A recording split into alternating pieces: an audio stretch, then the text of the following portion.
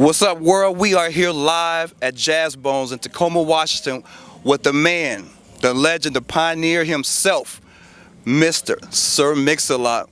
What's happening, Mix? How you feeling? Hot and sweaty, man. I'm not. This is post-show me. I gotta wash, bro. Well, you know what? You deserved every bit of it. I mean, you gave your all out there. You ripped the stage up. The energy was crazy. I mean, I saw Tacoma come out in the masses, man, and they showed you love like they always did. I mean, man, I grew up in an era where, you know, rapping over your own lyrics and lip syncing and all that stuff like cats do now and get paid, you know, $30,000 to lip sync. You know, I'm not knocking them if that's what you do, but I grew up in an era when you did that, you got your thrown off the stage. True. So my thing is, I'd rather go horse trying, you know, than to get out there and fake. So when I do, I love these kind of shows, you know, because after I come back from doing all these big sets, you get like 3 times the money, but it's not real. Right. This Jazz Bones is my spot. Right. And you can feel it. You can feel it. I mean, it's intimate. You can feel it. I felt the energy, and I was way in the back. Yeah, definitely. And you have a whole collective collage of hits, man. And you was bringing out the new stuff, and you was taking them back to the '80s and where it all started, man. And they was riding with you every step of the way. I know you felt it. Yeah, I did, man. I did. Like I said, coming home and nothing like coming home. I mean, you can go to other areas and they know 2 or 3 of your songs, and other ones that I don't understand. You know what I mean? But here, everything I mentioned, they know because it's from here. It was all I knew when I wrote those songs. You know, So Seattle, Tacoma. So if I can ask you something, so what's your favorite song to perform on the stage, if there is one? What would be one of your favorites? Ooh, man. Probably Testarossa. Yeah. Only because I don't lip sync, it's the hardest song to do. Right. There's 5 verses, and each verse gets faster than the last one. Right.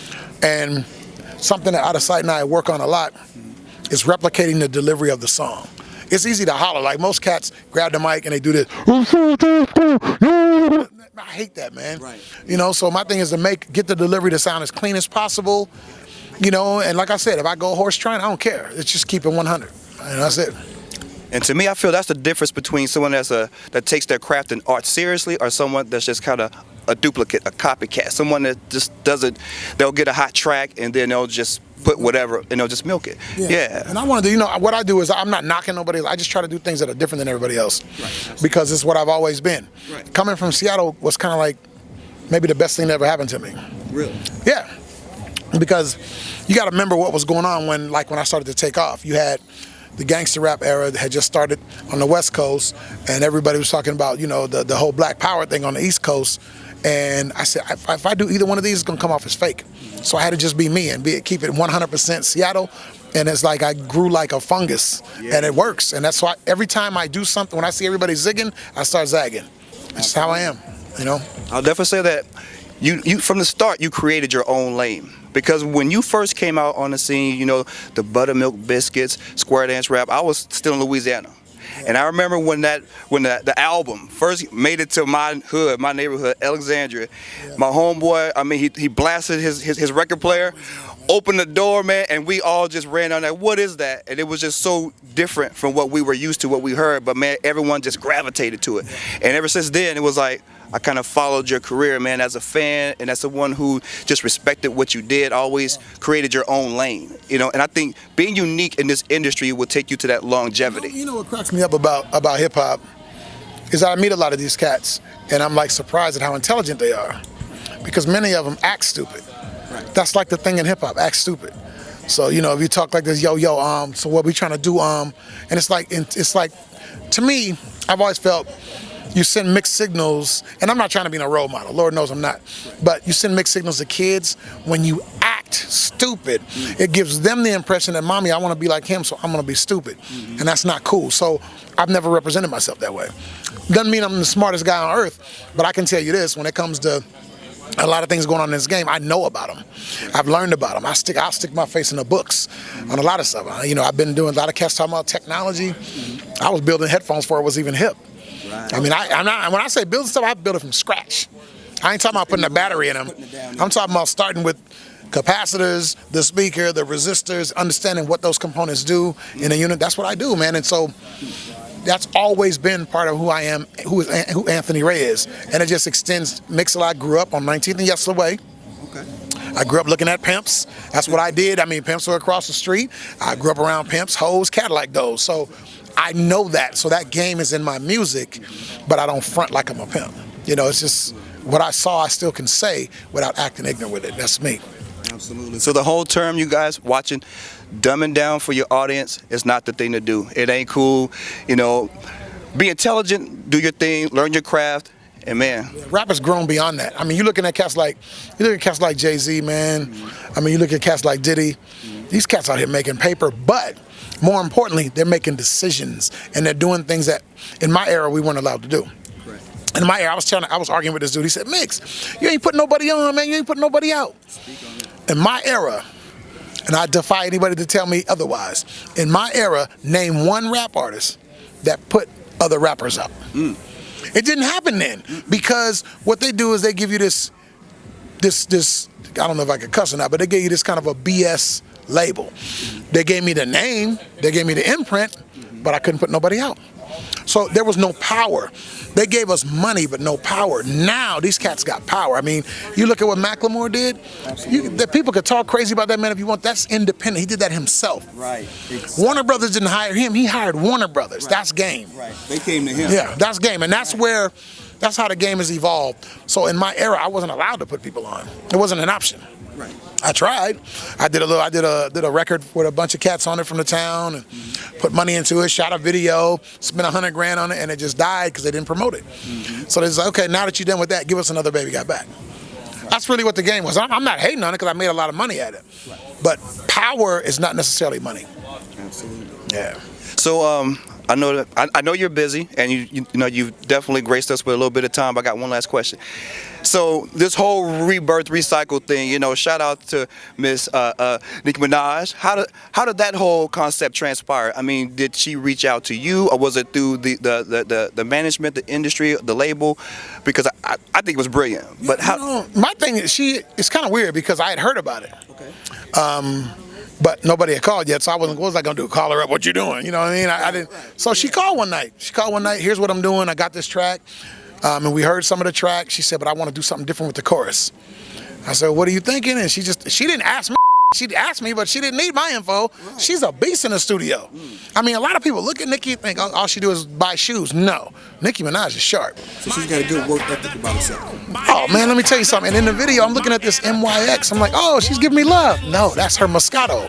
That's her drink. MYX game. The girl got game. She's no joke. So, yeah, she called up and changed the song. When she told me the new title, Anaconda, I knew. Oh, that's money. I knew it right then. So. My thing is, owning publishing is something that a lot of artists never want to talk about, but they'll say you sold out, stuff like that. I know a whole lot of cats right now don't own no publishing, broke as hell. I own my publishing and I leverage it. So yes, when the Wolf of Wall Street people called Martin Scorsese and said we want to use Baby Got Back, you break me off, you can use it. It's just business. It's just business, man. And people got to understand, owning a song as big as Baby Got Back is its own brand, and treat it as such. And I leverage it. I leverage it carefully, but I use it often. It's a mighty sword. Swing that bitch. That's it. Well, Mix Man, I definitely appreciate you taking the time to talk to us. Is there any last words you want to tell our viewers right now before you get out of here? Because I know you're tired, man. You did a great show. What can you tell our viewers about the industry or just about business, or any last words? I'll just say this, like young cats out here trying to get in the game right now, I always tell them, they try to look at my model and they go, Mix, I'm gonna do what you did. What I did doesn't exist anymore. Let me explain the difference. I always wanted to say this to some people as opposed to one person. My model was this: record an album, give it to some rich cat like Rick Rubin, he hires a publicity team, they blow you up. You're a star, you go tour. Nowadays, you are a walking, talking brand.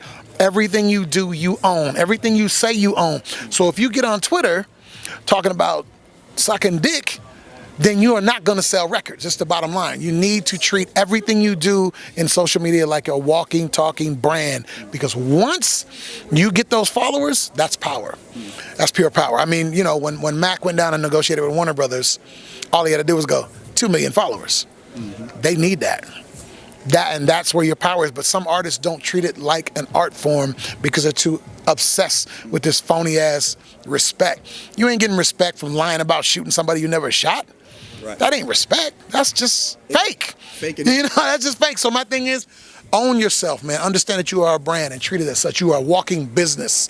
And you want to attract consumers. Not consumers like you, but everybody. My friend Tom Nault gave me this saying. Read into this and listen to me. If you feed the masters, you'll eat with the masses. But if you feed the masses, you'll eat with the masters.